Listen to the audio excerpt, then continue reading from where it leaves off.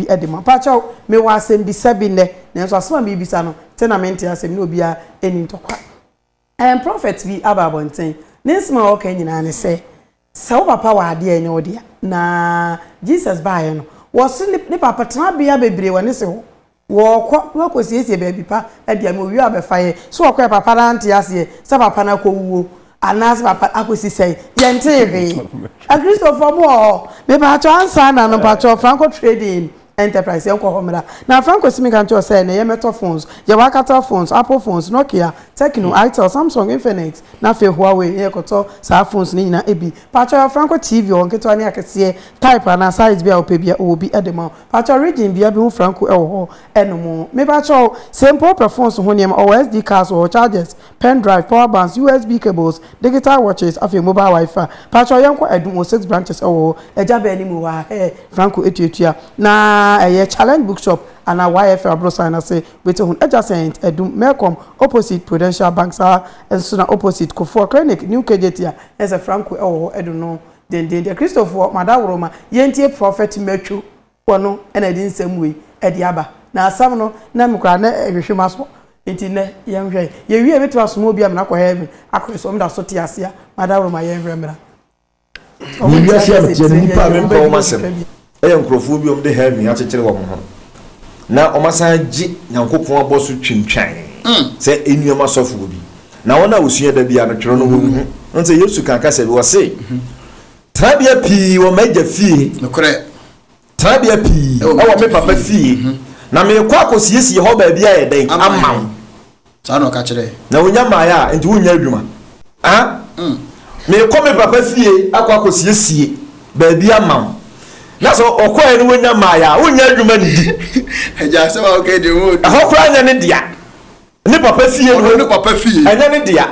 wo se trabia pi wo me meja fie me ne wo kase kwase wi asoro kase wo se I and my father are one me ne meja ne ba ko ja wo jimi papa wo be de ne papa ye ba ko wo se trabia pi wo ne papa fie enti se kanya sa ka me ka kire wo se me kwa kosiesie ba bia mam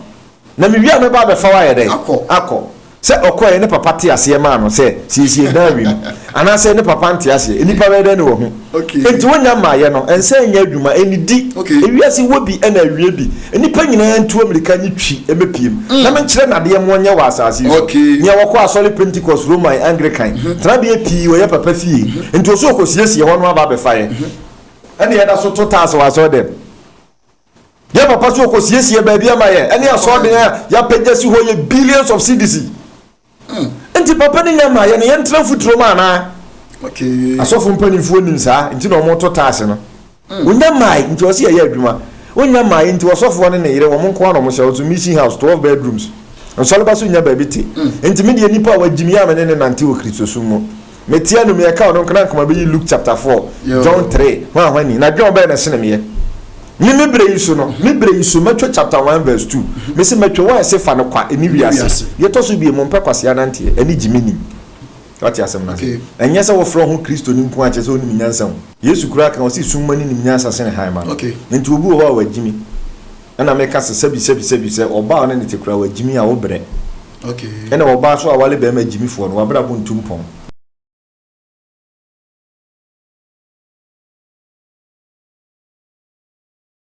Alja for eno na mo sori amosi enhye ejapade wosoro eho na nweboa eni nkura ene tate entime kowie na prophet asmo okay asebisa eje didi ate wo say wo pese ayu papa wa ade wo dia me mesifie mitimi ga twese ko sie baby ama so mpo me ko no ampene ye wo mu fa no ye ma so mpo wo ye fa uni kan wo afade that's it asa sana bo pusa asa na mbese meka bi bat akredi de me ya na mbese meka bi papa botom na but me fa fi baby na maja okosiesie no because I know say me kan bible mo menwie o dia me kakra nsem wo ono so tika na ko no kan bible no ho no an kan yi o ye ba wonim de me bese me bisa ne say ono wo se wo chen John Matthias ye se obi ye sofo a Christianity doctrine no taalimu masihi no wonom doctrine Islam ye doctrine Quran nti wuntimi ka se wo ye malam na ko tire book na be gina ho kan kire am ya giso amen ensida so if you are Muslim you want to learn this book become a imam asana wa be imam alidi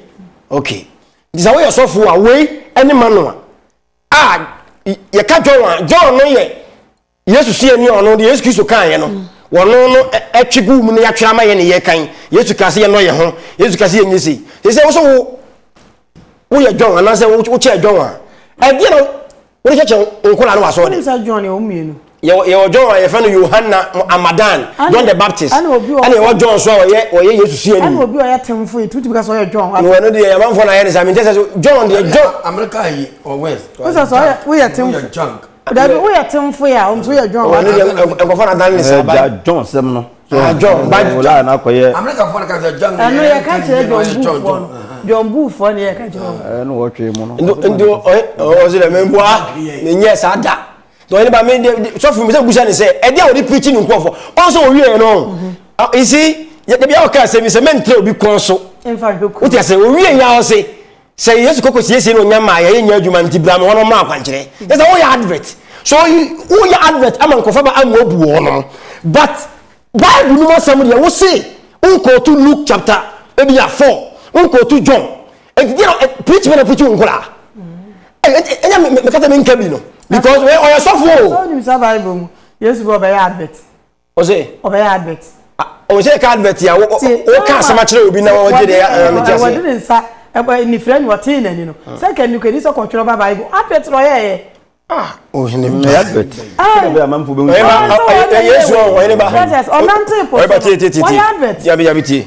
Yesu Kristo o say alego o se me o kan ti obi sam na me sawo na ni so ti eni o say de o mama no when be e ya sam na ya tura to o ndo to che me say kwa me nkoma eno me o ye na etwe no o ya advert ya na so o ba kai ya me busa ko shi ya no kwa me nkoma no me o ye etwe no o ya advert ya na no advert nko e bia so bi ya no ka say o ko kasa na me sawo ya le ene o ya advert Yesu Kristo wan ka bi da churo ni mu ye nso obi yare ye ana obebi sasa na maami ana papa na ayebone wo se ye meja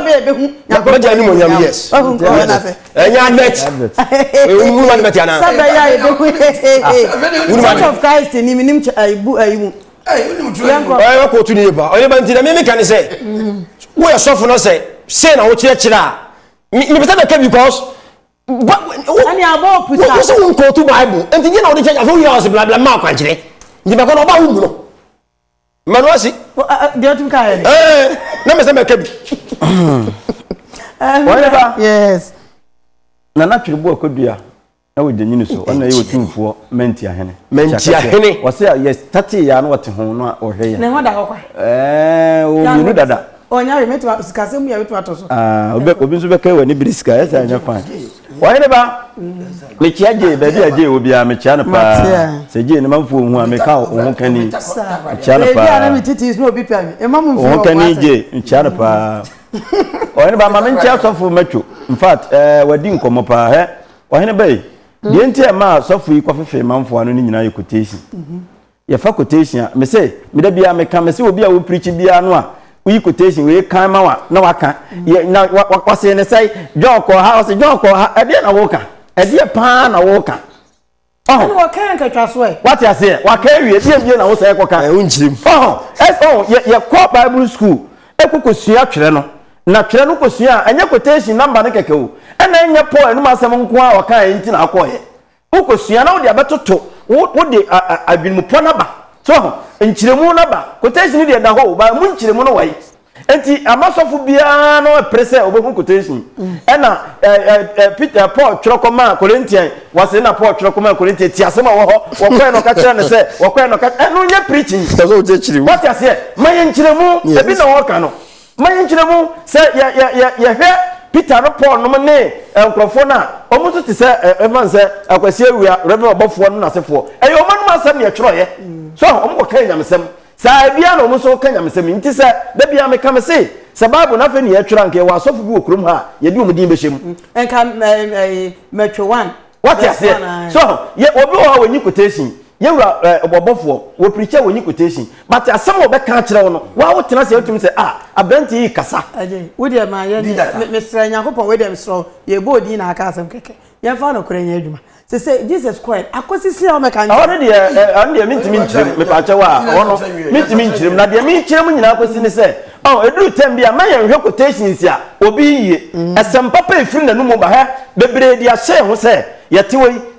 ade be chekura ma wiase asa nti won fa ne nsampo enya adwumaden wo pesika kura na ha obi na han de wiase koi wudi wiase sika koi o de japade koi let us have ya some what you say heaven no adi di ni patirim oh yen ka sam adi di ni patirim se wono de heaven no an wo pa ko heaven wo ho enso water be wo ho heaven wo ho light be wo ho nti adi nti na wo fa wo sanya adwuma na wonyina ho nya adwuma mpa wo daache now the bia no wo don sa hye o da miri fam heaven me de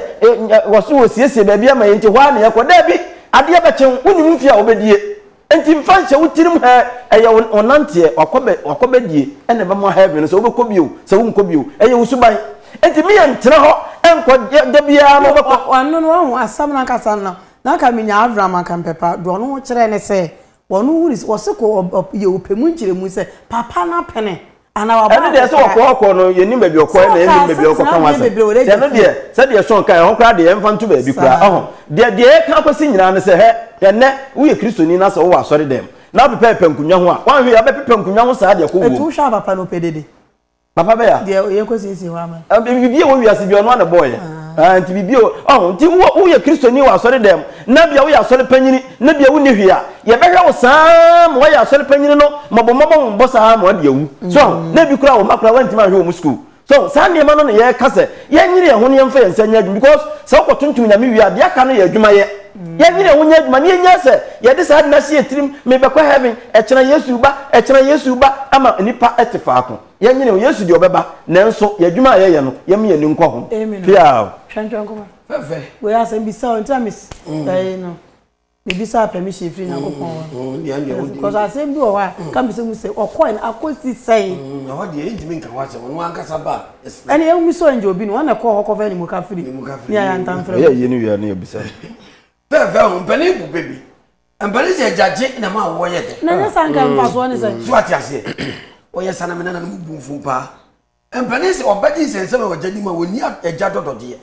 se wo wadi wo ye ye hu ba bi anam atiase akwa wo ben woni no ja ba sere ah enu ma tun bia gbo we e ba bia won TV da nhwe no ba wo bi da se nkwankwa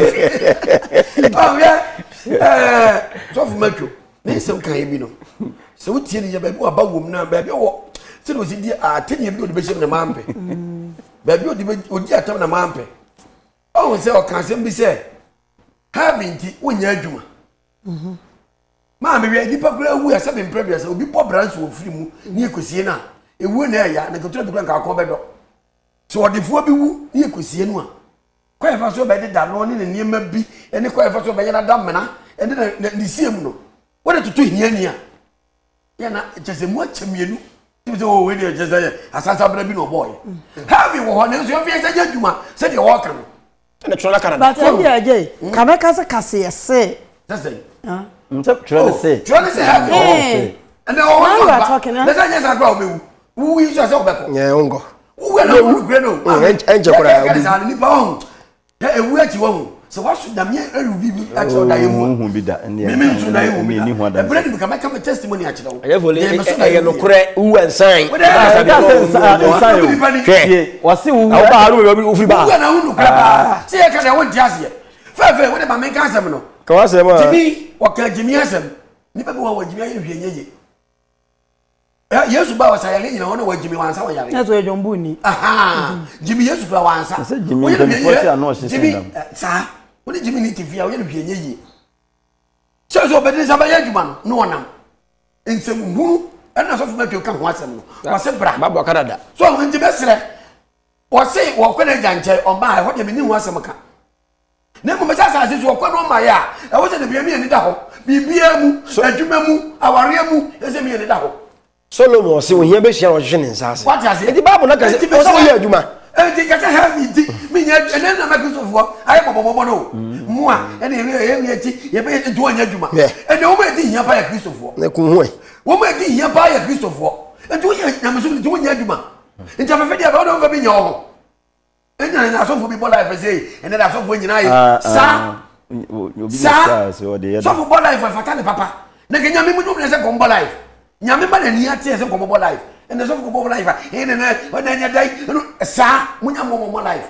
na ke pa ahunya di mu kura kenya memu na ho de wo na so the soft go life ye ntia ho ase ka ne tete asofo no na mo a Pentecost of once the show atia na pa ku ya ai se tete nurse ni what just yesre tete nurse fo ne teacher fo ene nyina kura mu ka ne tete nurse fo ne te no mo nya fe ba ko kura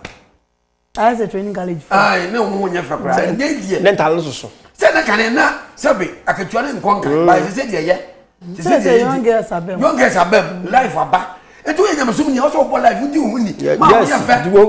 ohuni na enyamsum pa so nja ohuni die na wo mesra Christopher fo bi kwa mo atare kwa wanto ade me emre bi na me da mi ti ko asori bi one night bi ko do na tom na msa bae say all night no u jare kwa fa bi anyo mo 25 perfume we ho yo undi ase yo ni chase that's what ko bubuja me ko ya na msa bae fi na msa mesu me bi na kura bi twa Jesus hey baba na kura no bo Jesus din when Jesus dey kura enti mesre ya ba heavy na ya o ya ba ko na mo me nya adwani mi ni na ho na ye wuni nyansa okay abuza for say ye nyanko heavy dey na o say me ma na utimo yire mo ho fire so what